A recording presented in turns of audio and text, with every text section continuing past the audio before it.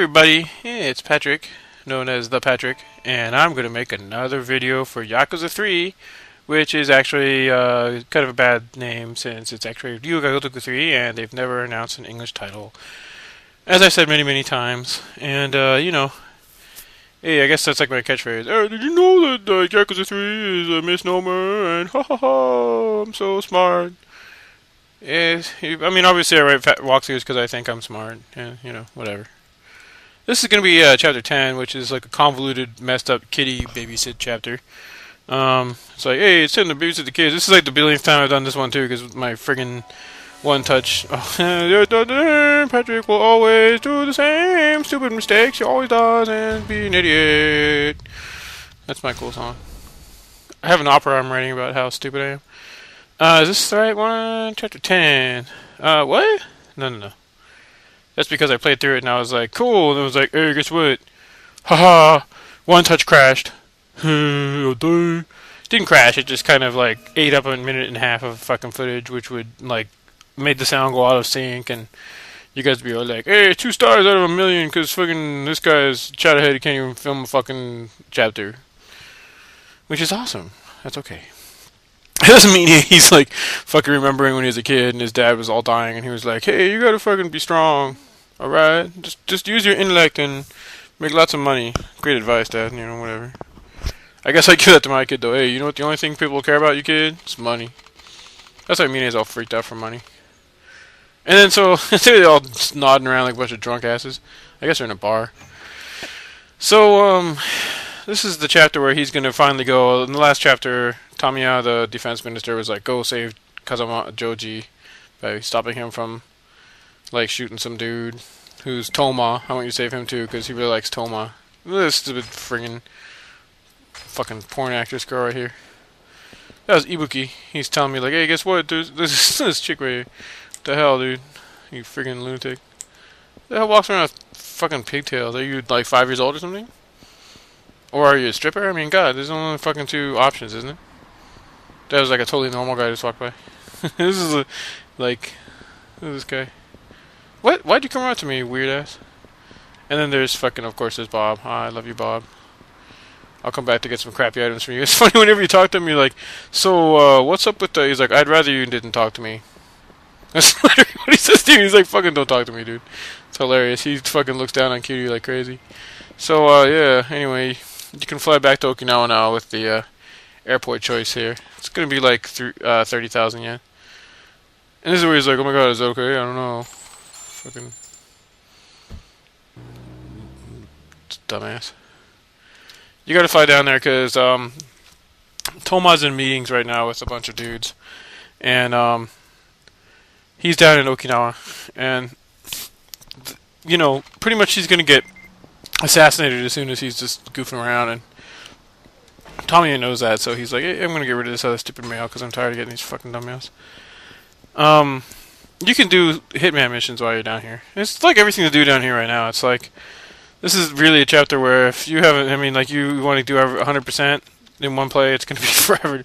So this is like the option to go to Okinawa Airport and fly back to Tokyo if you screwed up and you want to do something else there. But it goes away once you make this top choice to go to the Morning Glory. So just so you know, like you can do stuff now, but as soon as you choose this, whoops, there it goes. You're never gonna freaking be able to fly again. We love to fly in the villages, oh yeah. Patrick is singing, it's Patrick time. And why am I at this end? What? Another one? Jesus, it's like another Mac going like, hey, you can friggin' find these. Mac does it, it's hilarious.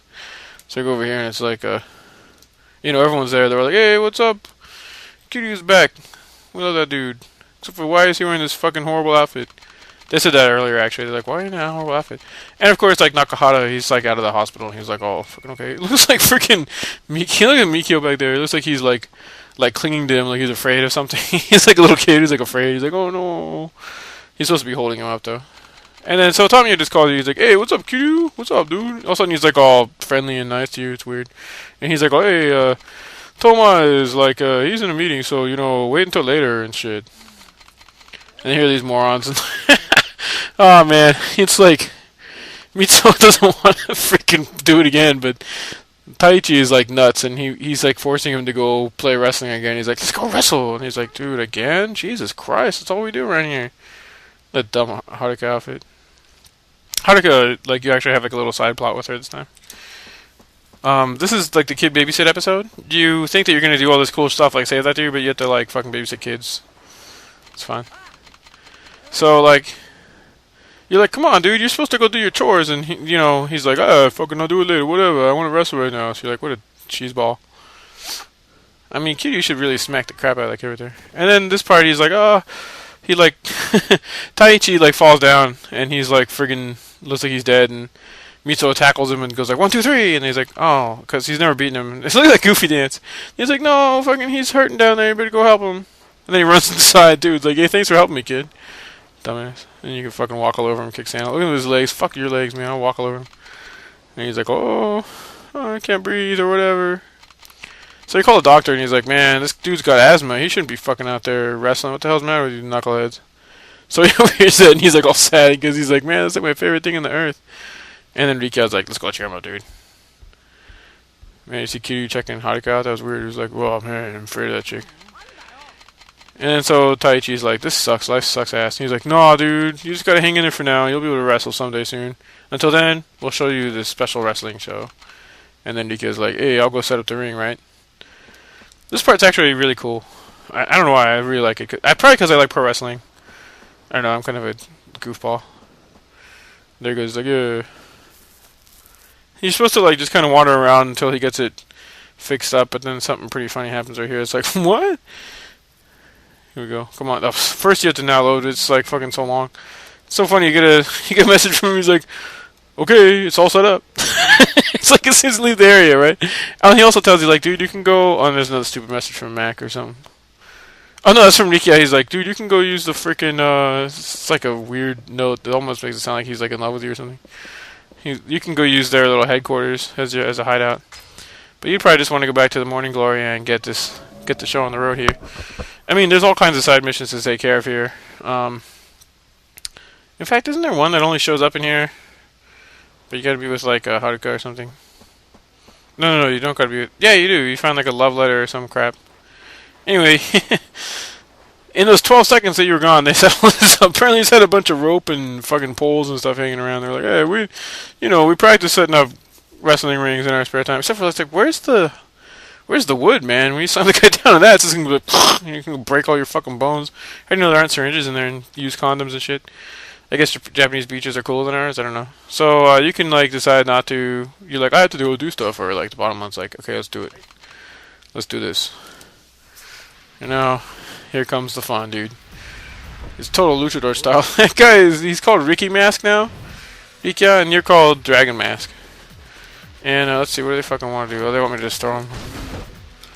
You know, thanks for playing. Oh my god, look at all that blood. It's hilarious. Juicing. He was juicing. You gotta do it. I think you gotta do it a couple times.